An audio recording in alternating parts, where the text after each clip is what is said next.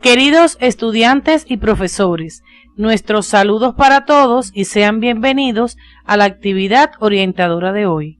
En la clase anterior abordamos los procesos relacionados con la expresión de la información genética y su regulación, lo que resulta de vital importancia para la supervivencia.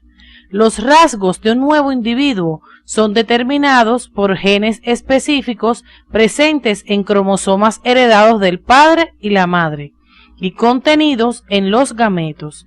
Es por ello que resulta de gran importancia el conocimiento de los procesos responsables de la formación de estas células en ambos sexos. El desarrollo humano comienza con la fecundación para formar una célula única, el cigoto, a partir de la cual se origina un nuevo ser.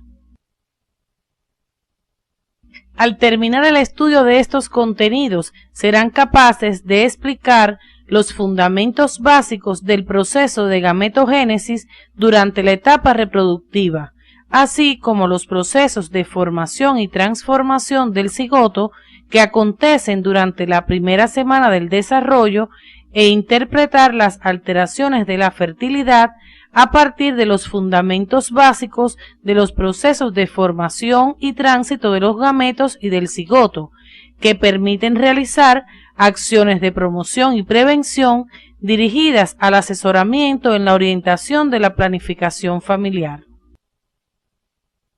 La gametogénesis es el proceso de formación de células sexuales maduras o gametos. Este proceso en el sexo femenino recibe el nombre de ovogénesis y en el masculino de espermatogénesis, los que tienen características comunes como sus etapas, la reducción del número de cromosomas y los cambios morfológicos en las células resultantes, pero a la vez se distinguen en ellos características propias que los diferencian entre sí. La gametogénesis tiene como resultado final a los gametos, que son las células sexuales maduras aptas para la fecundación. Observen que tienen características morfológicas diferentes según el sexo, debido a su adaptación para las funciones especiales que desempeñan en la reproducción, destacándose en el ovocito su gran volumen, la cubierta brindada por la corona radiada y la zona pelúcida, y en el espermatozoide su pequeño tamaño y la presencia de la cola.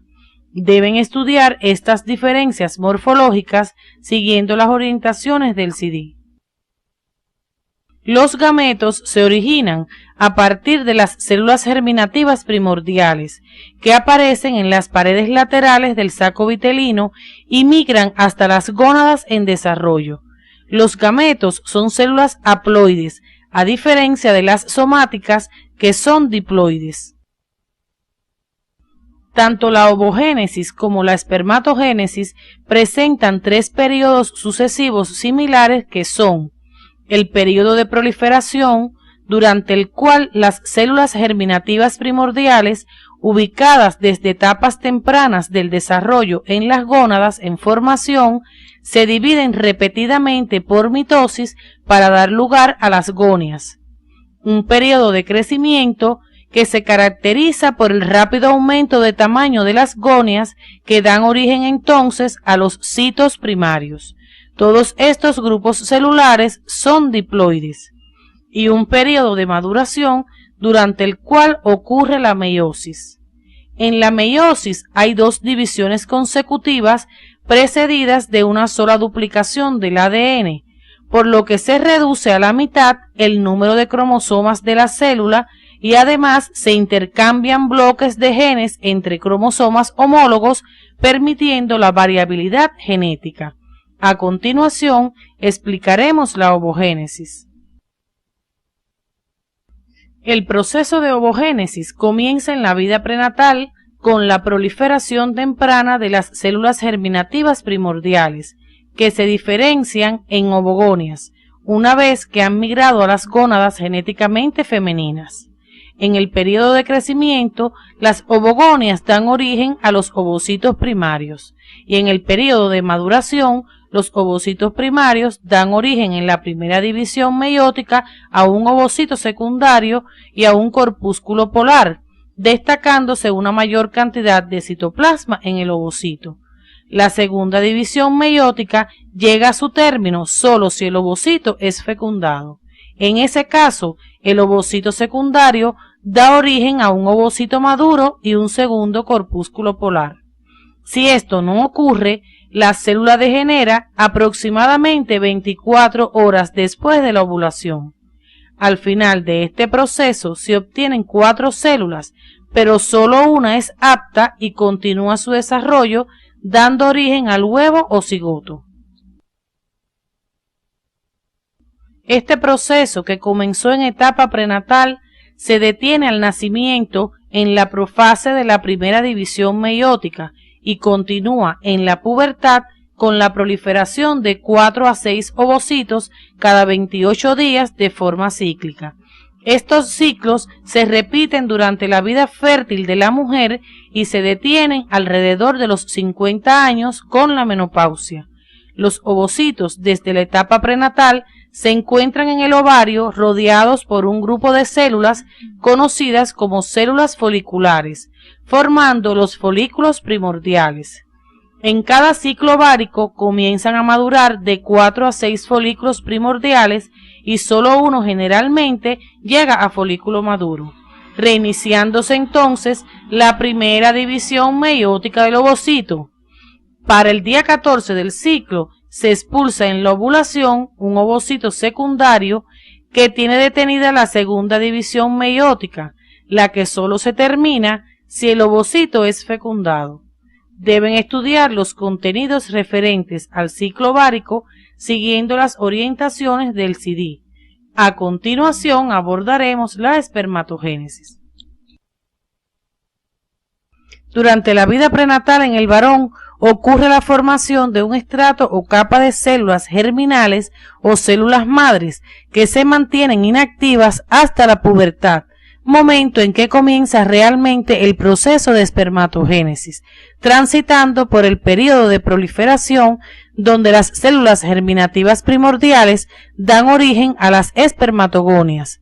En el período de crecimiento se originan los espermatocitos primarios y en el período de maduración los espermatocitos primarios dan origen a 2 espermatocitos secundarios durante la primera división meiótica y a 4 espermátides en la segunda división, que experimentan la espermiogénesis, dando lugar a los espermatozoides. Al final de este proceso se obtienen 4 células aptas para fecundar. En el hombre, el proceso de gametogénesis es continuo y se extiende hasta una edad avanzada. En la espermatogénesis ocurre un periodo adicional que es conocido como espermiogénesis, en el que las espermátides experimentan cambios morfológicos y se transforman en espermatozoides. Estos cambios son condensación del núcleo, eliminación de la mayor parte del citoplasma, formación del acrosoma y formación de un cuello, una pieza intermedia y una cola. En el semen pueden encontrarse espermatozoides anormales con doble cabeza, doble cola, enanos o gigantes. Los espermatozoides con anomalías morfológicas tienen disminuida su movilidad. Estas alteraciones pueden ser detectadas en el espermiograma y son con frecuencia causa de infertilidad masculina. La presencia de gametos anormales en el sexo femenino es poco frecuente y puede consistir en la existencia de 2 y 3 núcleos en un ovocito primario, los que mueren antes de llegar a la madurez. Profundicen en estos contenidos siguiendo las orientaciones del CD. Durante la meiosis, un par de cromosomas homólogos, previa duplicación de su ADN, se separan durante la primera división, de modo que cada célula hija recibe un miembro de cada par. Durante la segunda división, se separan las cromátides y cada célula hija recibe 23 cromosomas de cromátides únicas.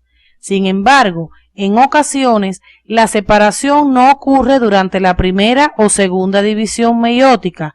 Consecuentemente, una célula recibe 24 cromosomas y la otra 22, en lugar de recibir ambas los 23 cromosomas correspondientes.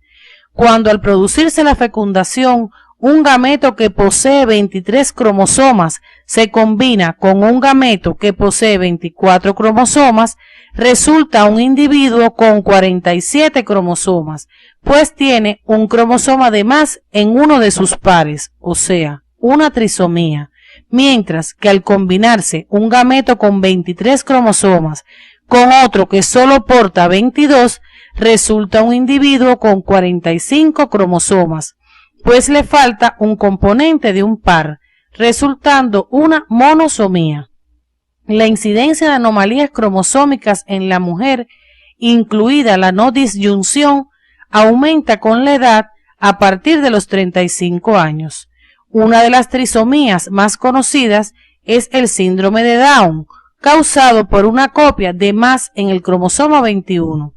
Deben profundizar estos aspectos del contenido siguiendo las orientaciones del CD.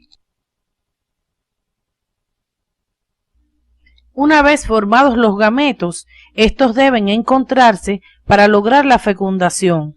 Para ello, deben trasladarse hasta el sitio donde ésta ocurre. Los espermatozoides formados en el testículo pasan al epidídimo donde maduran.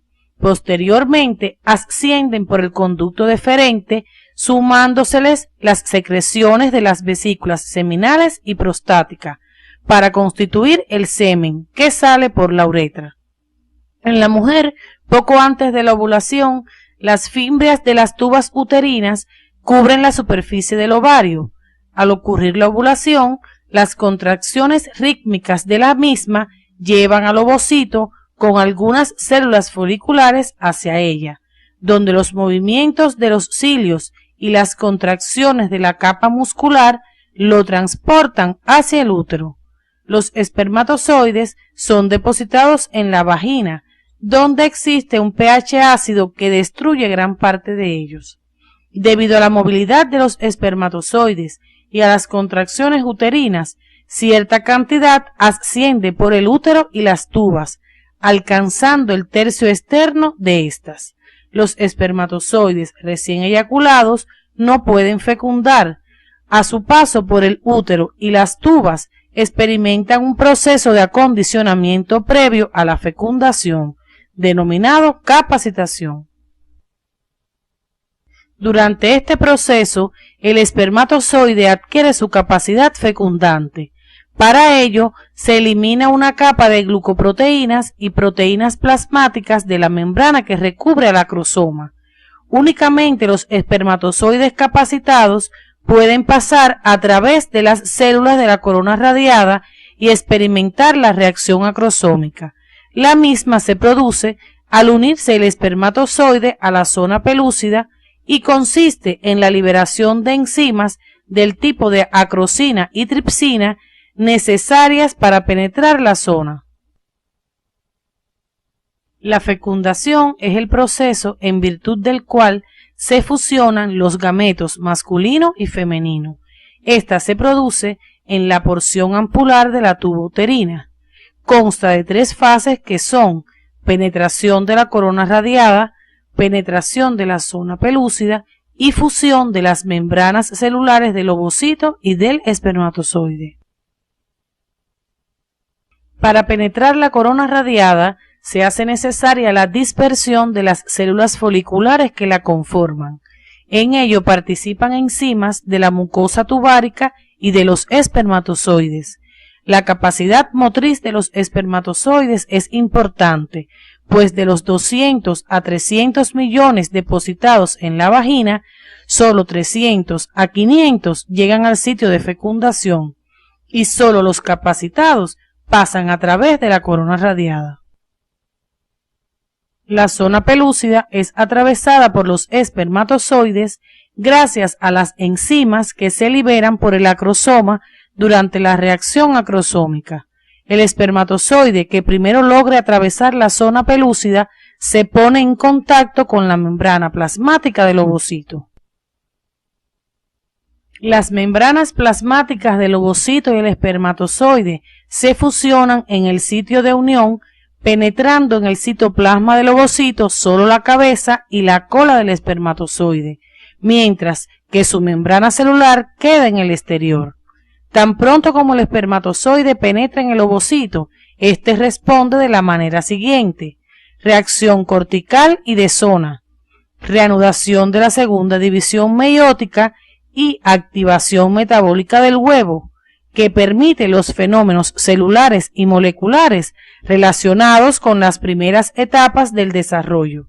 Es probable que el factor activador sea transportado por el espermatozoide.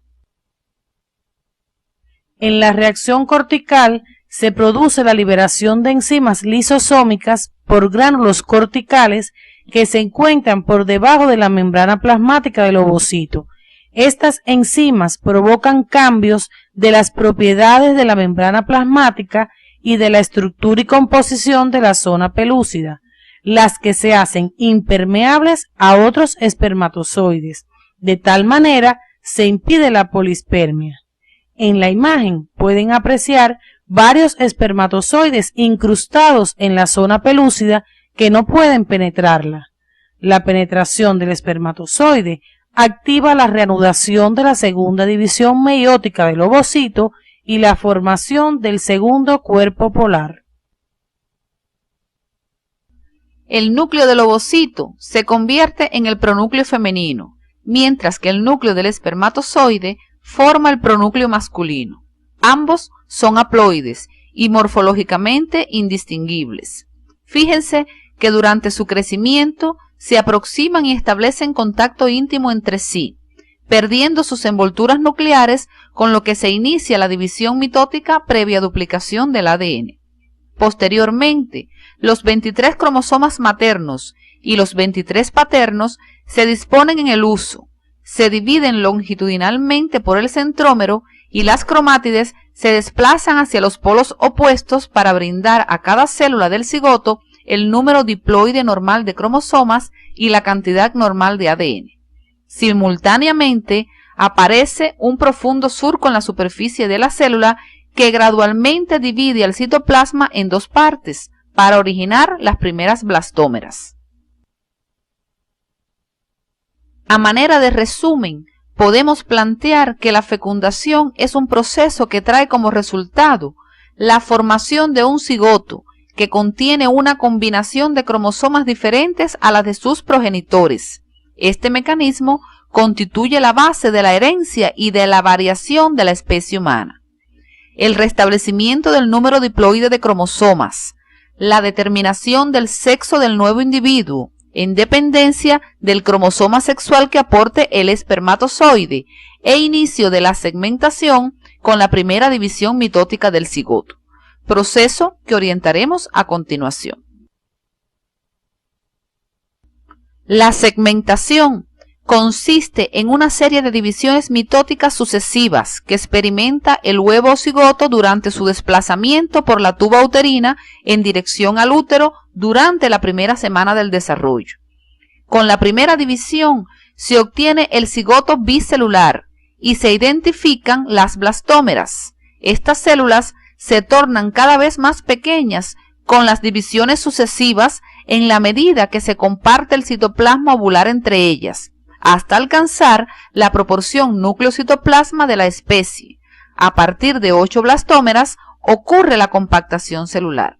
Observen cómo se mantiene la zona pelúcida y el tamaño del huevo no varía. Este es el único momento del desarrollo en que, a pesar de existir proliferación celular, no hay crecimiento. 3 días después de la fecundación, las células vuelven a dividirse para formar una estructura de 16 blastómeras, denominada mórula. En ella se diferencia un grupo celular central denominado masa celular interna y otro periférico, la masa celular externa. Cuando la mórula llega al útero, experimenta cambios que la convierten en una estructura denominada blastocisto. Podemos resumir que con la segmentación se produce un aumento del número de células en la medida que disminuye el tamaño de las mismas, restableciéndose la relación núcleo-citoplasma con aumento de la movilidad celular e inicio de la diferenciación. Las transformaciones morfológicas que experimenta la mórula para dar lugar al blastocisto se relacionan con la entrada de líquido por la zona pelúcida, apareciendo un espacio en su interior denominado blastocele, que hace que las blastómeras se separen. Las células de la masa celular interna se desplazan hacia un polo para formar el embrioblasto, denominándosele a ese extremo polo embrionario, mientras que las células de la masa celular externa se sitúan en la periferia formando el trofoblasto.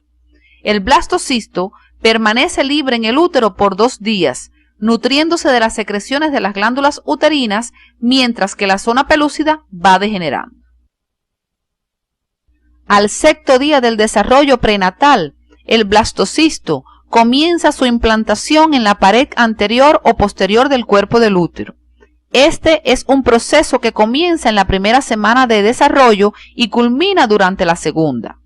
Durante la implantación, las células trofoblásticas relacionadas con el polo embrionario comienzan a penetrar entre las células epiteliales de la mucosa uterina, proceso en el que participan de forma activa ambos tejidos. Para que ocurra la implantación, es necesario un proceso de preparación del endometrio uterino, que se logra a través de las diferentes etapas del ciclo sexual femenino. Desde la pubertad hasta la menopausia, el endometrio experimenta cambios cíclicos, regulados hormonalmente por el ovario, que a su vez es controlado por la adenohipófisis y el hipotálamo. Durante el ciclo menstrual, el endometrio pasa por diferentes fases. En la proliferativa, se produce la regeneración del mismo por efecto de los estrógenos producidos en los folículos ováricos bajo la influencia de las hormonas gonadotrópicas. La fase secretora se inicia 2 o 3 días después de la ovulación, en respuesta a la progesterona producida por el cuerpo lúteo. Si no se produce la fecundación, ocurre el desprendimiento del endometrio, lo que señala el inicio de la fase menstrual. Cuando se produce la fecundación, el endometrio colabora en la implantación del blastocisto. Para ello, la mucosa uterina debe estar en fase secretora o progestacional. La implantación conlleva a la formación de un cuerpo lúteo del embarazo, productor de abundante progesterona. Deben estudiar estos contenidos siguiendo las orientaciones del CD. En ocasiones, la implantación se produce fuera del útero, lo cual origina los embarazos extrauterinos o ectópicos. Estos pueden localizarse en diferentes sitios de las tubas uterinas, en la cavidad abdominal, específicamente a nivel del peritoneo o del epiplón. El ovario puede ser otro sitio de localización. Estos embarazos terminan alrededor del 2º mes con la muerte del embrión y un cuadro grave con hemorragia y dolor abdominal. Algunas veces la implantación se produce en sitios anormales dentro del útero, como pueden ser la vecindad del orificio uterino interno, ocasionando posteriormente una placenta previa.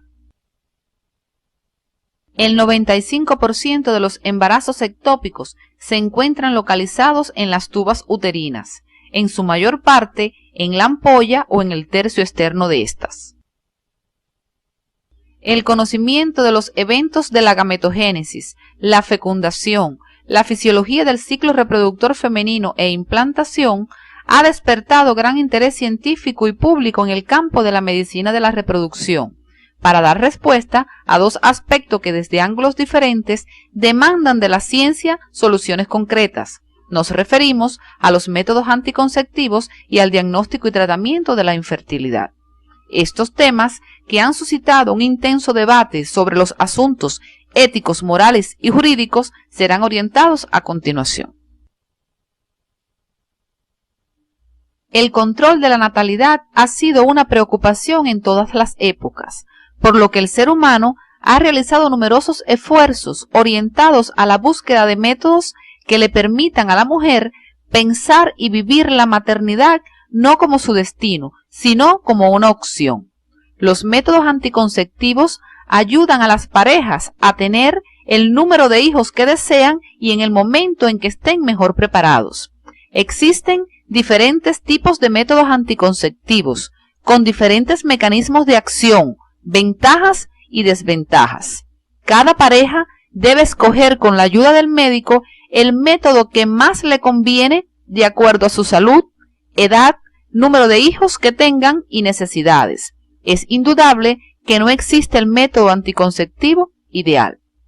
Los mecanismos de acción de los anticonceptivos pueden estar dirigidos fundamentalmente a evitar la unión del óvulo con el espermatozoide. Estos métodos constituyen barreras para evitar la fecundación. De ellos, el más simple y ampliamente defendido en la actualidad es el condón, que también evita las infecciones de transmisión sexual. Inhibir la ovulación es el mecanismo de acción de los anticonceptivos hormonales que actúan sobre el hipotálamo y la hipófisis impidiendo la función gonadotrófica. Estos pueden ser de administración oral, inyectables o implantes. Afectar la implantación es el objetivo de los dispositivos intrauterinos, ya que estimulan una reacción de cuerpo extraño en el endometrio, efecto que se potencializa cuando contienen iones metálicos. El estudio de este interesante tema deben realizarlo siguiendo las orientaciones del CD. La realización plena de una pareja demanda de un hijo. Sin embargo, son numerosas las que presentan problemas con la fertilidad. Se considera que una pareja no es fértil cuando no ha conseguido un embarazo después de 2 años de mantener relaciones sexuales estables sin ningún tipo de contracepción. Para determinar las causas de infertilidad, se deben estudiar ambos miembros de la pareja a fin de aplicar un tratamiento adecuado. La infertilidad masculina puede traducirse en alteraciones en el eyaculado, como la ausencia de espermatozoides, el número insuficiente o la escasa movilidad de los mismos, entre otras. La infertilidad en la mujer también obedece a varias causas. La más frecuente es la obstrucción de la tuba uterina, secundaria a enfermedad inflamatoria pélvica. Otras pueden ser la falta de ovulación y el moco cervical hostil. Las técnicas de reproducción asistida tienen el objetivo de resolver los problemas de infertilidad que afectan a un número de parejas cada vez mayor. En los últimos 50 años, su desarrollo ha sido considerable, planteando nuevos dilemas éticos y terapéuticos. Dependiendo de las causas de infertilidad, la técnica que se emplea es diferente. Ejemplos de estas técnicas son la estimulación hormonal de la ovulación, inseminación artificial, fecundación in vitro con transferencia de embriones, transferencia intratubárica de gametos o inyección intracitoplasmática de espermatozoides. Estos contenidos deben estudiarlo siguiendo las orientaciones del CD. Después de haber orientado los contenidos de hoy, arribamos a las siguientes conclusiones. En la ovogénesis y la espermatogénesis se forman las células sexuales maduras con características morfofuncionales específicas que garantizan el aporte genético de ambos progenitores al cigoto. Con la fecundación se da inicio al desarrollo, se determina el sexo cromosómico del futuro individuo, se restablece el número diploide de cromosomas y se garantiza la variabilidad genética.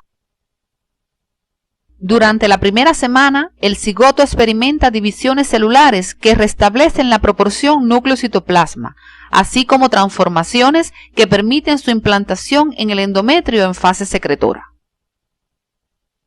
El fundamento biológico de la planificación familiar y de las causas de infertilidad se basa en los procesos de gametogénesis, tránsito de los gametos, fecundación e implantación del cigoto.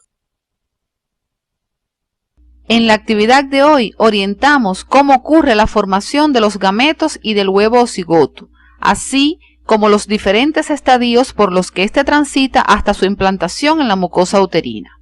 ¿Se han preguntado ustedes cómo ese huevo llega a transformarse y a adquirir las características y aspectos de un ser humano? ¿Cómo logra nutrirse durante esta etapa? Las respuestas a estas interrogantes las encontraremos en la próxima actividad.